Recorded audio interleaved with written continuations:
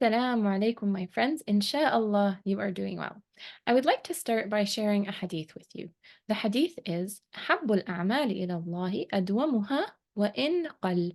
Who knows what this hadith is telling us? So this hadith in Sahih Muslim and Sahih Bukhari is telling us that the most beloved actions to Allah subhanahu wa ta'ala are those that are consistent, even if they amount to a little. So why do you think these actions are beloved to Allah subhanahu wa ta'ala? Well, to understand why, we have to look at what those actions are. So, an action that is consistent is basically a habit.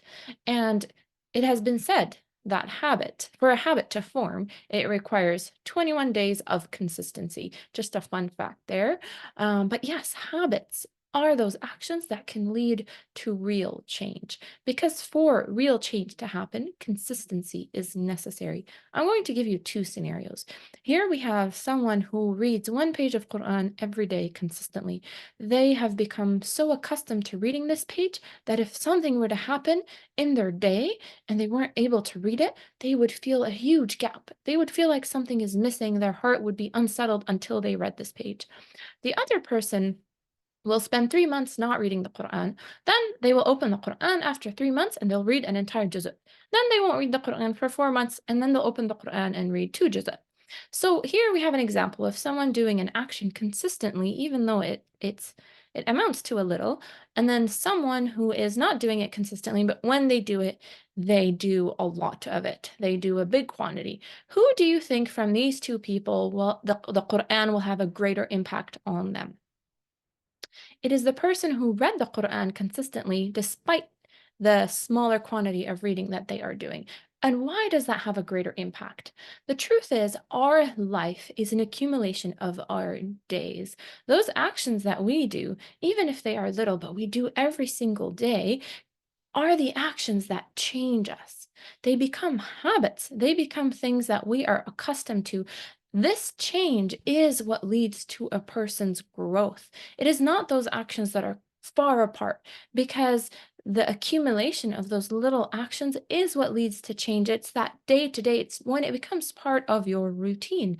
I'll give you another example. Somebody who gets a surge of energy, they don't like that they're not fit, they don't like that they are unhealthy, and they decide to start working out and eating healthy. So they hit the gym and they spend 6 hours in the gym working out.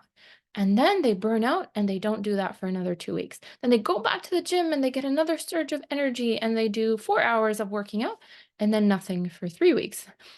Someone else realizes that they would like to improve their physical state. So they go to the gym for half an hour every day, only half an hour. But they do that consistently.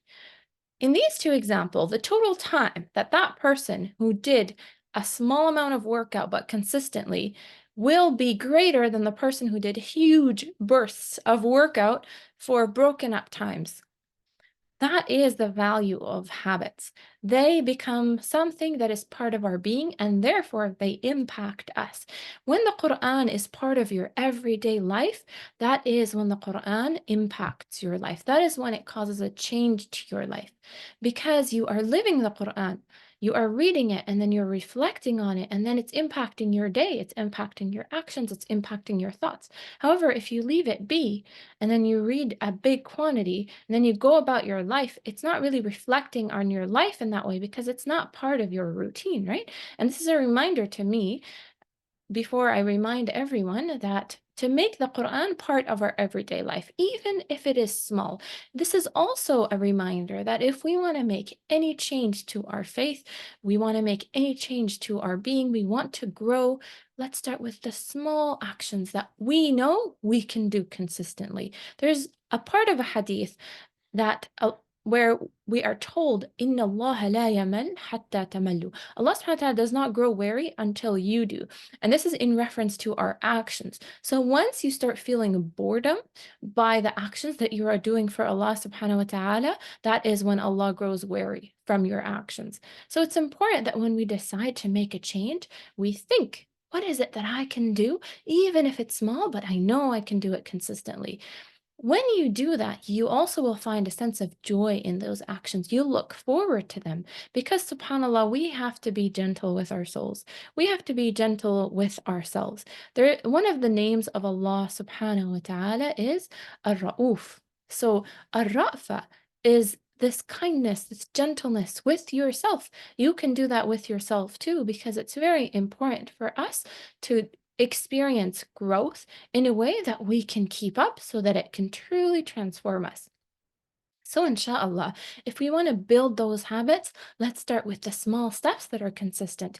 That does not mean that it's not good to do great things in large quantity, but the idea is that if we are going to do those things, we must build habits so that we can do them and that they aren't just broken up because then they aren't creating an impact. Inshallah, I hope this was beneficial. And again, it's a reminder for me before anyone else.